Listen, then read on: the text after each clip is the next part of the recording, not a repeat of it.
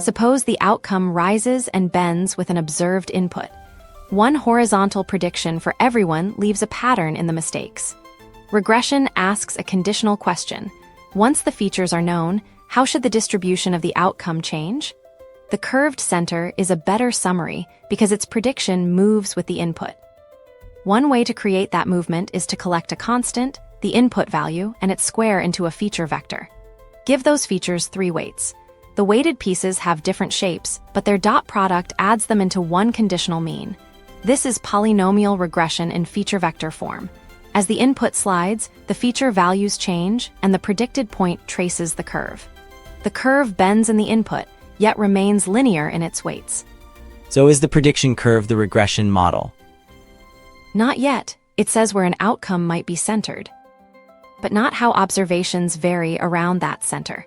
A continuous outcome might use a Gaussian distribution. A 0 or 1 outcome needs a Bernoulli distribution. Regression becomes a likelihood model when features control a full conditional distribution. Choose the continuous branch. At each input, the feature equation supplies a mean.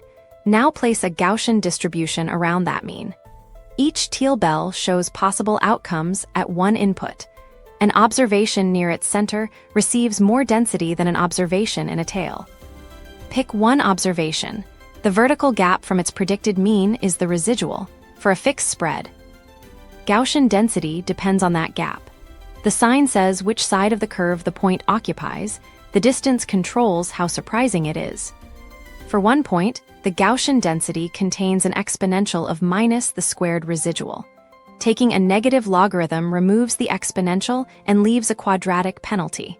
Begin with a residual of 1/2. Triple the gap to 1.5. The relative density falls sharply, while the quadratic term grows from 1/8 to 9/8, exactly 9 times larger. Assume the observations are independent. Their densities multiply, so their negative log probabilities add. The full negative log likelihood is therefore a constant plus a scaled sum of squared residuals. Move the candidate curve and every residual updates. The displayed sum falls. Rises after an overshoot, then reaches its minimum. At that same position, Gaussian likelihood is maximized. So ordinary least squares hides a probability model. Yes, this equivalence uses independent Gaussian noise with one constant variance. If the spread changes with the input, or the tails are not Gaussian, a different likelihood can produce different weighting or a different loss. Now choose the binary branch. A feature score can be any real number, but a probability must stay between 0 and 1. The sigmoid makes that conversion, and the result controls a Bernoulli distribution. As the feature score moves right, the probability of label 1 rises smoothly.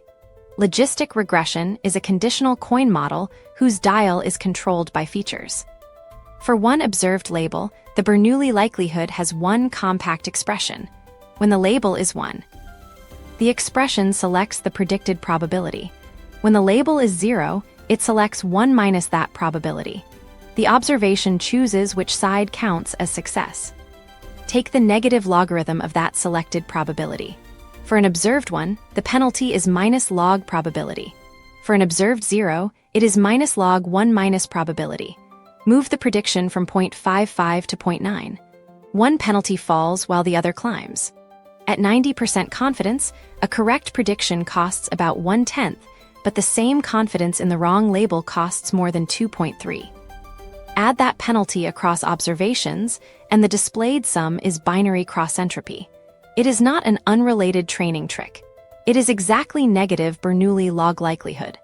Squared error and cross-entropy differ because continuous Gaussian outcomes and binary Bernoulli outcomes are different probability models. With more than 2 outcomes, features produce one unrestricted score per category. Softmax turns those scores into probabilities that sum to 1. The observed category selects 1 bar, and its negative log height is the loss contribution. Here the selected probability is about 1/2, so the penalty is about 0.71. Change the context and all the scores change. So the entire distribution reshapes. Keep the observed category fixed while its predicted probability falls from 0.49 to 0.08. its penalty rises to about 2.53. Conditional modeling means that inputs control a distribution, not merely one number. The same negative conditional log likelihood now covers the whole episode. Gaussian outcomes produce squared error. Bernoulli and categorical outcomes produce cross-entropy, with vocabulary items as the categories. The same expression becomes next token training.